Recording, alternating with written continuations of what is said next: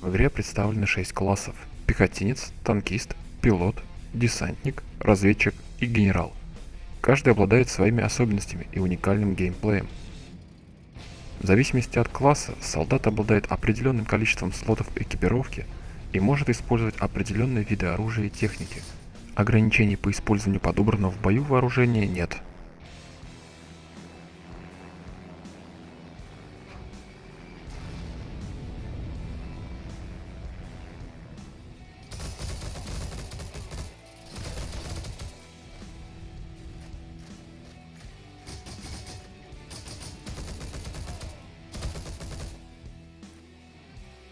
Обзавестись солдатом определенного класса можно двумя способами.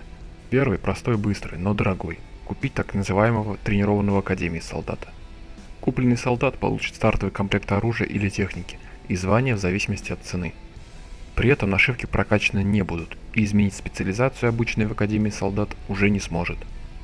Так, купив танкиста, вы не сможете перевести его в другой род войск. Второй способ – изменить специализацию пехотинцу. Для этого сначала необходимо достигнуть определенного уровня.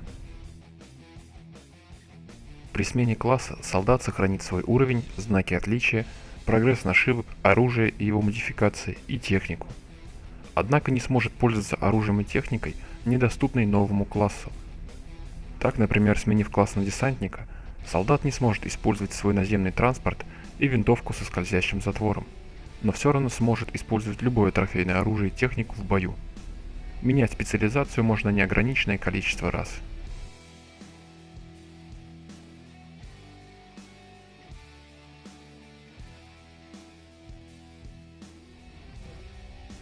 Пехотинец – самый универсальный класс, без которого не обходится ни один бой.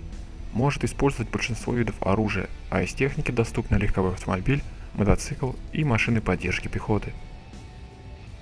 Обладает самым вместительным инвентарем – 10 слотов, что позволяет создавать разнообразные наборы экипировки под любой стиль игры. Выбор знаков отличия зависит от конкретного набора экипировки.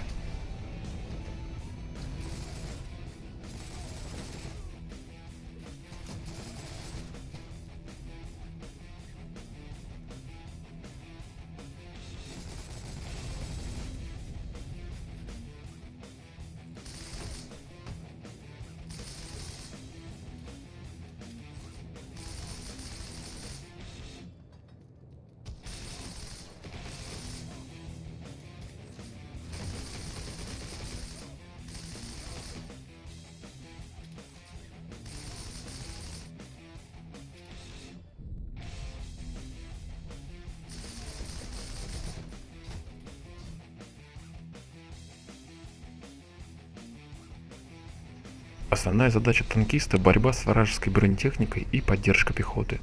В игре доступны 4 класса танков – легкие, средние, тяжелые и самоходные установки. Изначально танкисту бесплатно дается легкий танк первого уровня, а остальные открываются по мере участия в боях. И хоть основное оружие танкиста – это сам танк, но случается, что приходится прибегать к личному оружию. Танкисту доступны пистолеты и пистолеты-пулеметы, а размеры инвентаря всего 6 ячеек. Среди знаков отличия приоритетны стрелок и механик.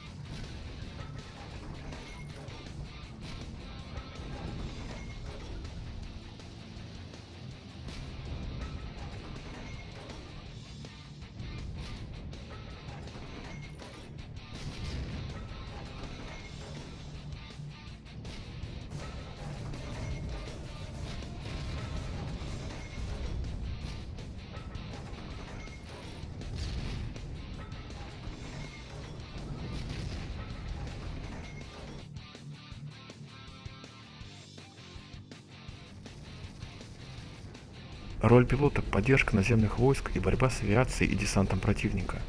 Вступая в ряды пилотов, солдат бесплатно получает самолет. Из личного оружия может использовать пистолеты и пистолеты-пулеметы, а инвентарь ограничен 6 слотами.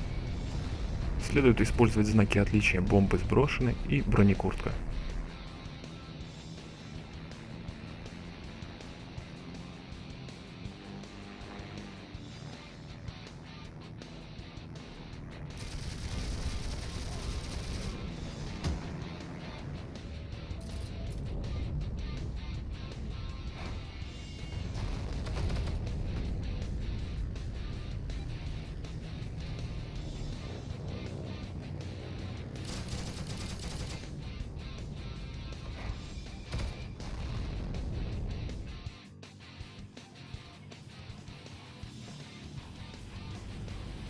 Десантник с легкостью преодолевает линию фронта, высаживаясь в тылу, и очень полезен при захвате точек.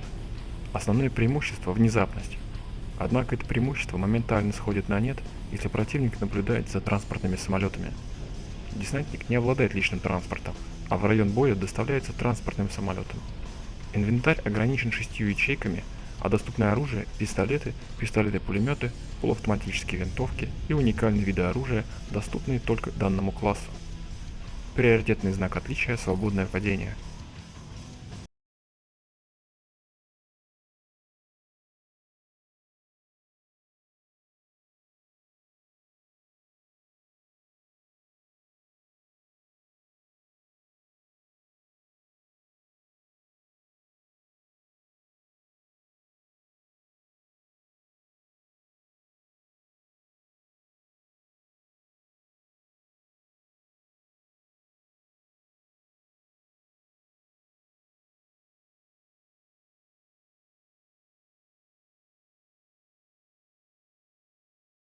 Разведчик выполняет роль снайпера. В отличие от пехотинца, которому также доступны оптические прицелы, разведчик может использовать восьмикратный оптический прицел.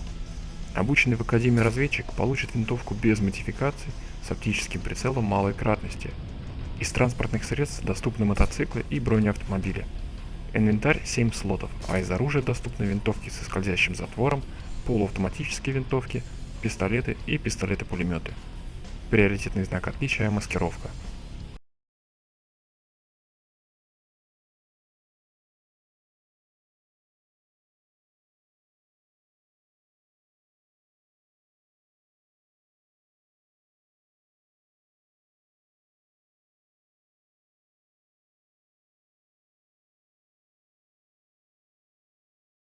Может участвовать непосредственно в бою, а лишь управлять штурмовыми группами на глобальной карте. В отличие от всех остальных классов, генерал может командовать группами любого типа.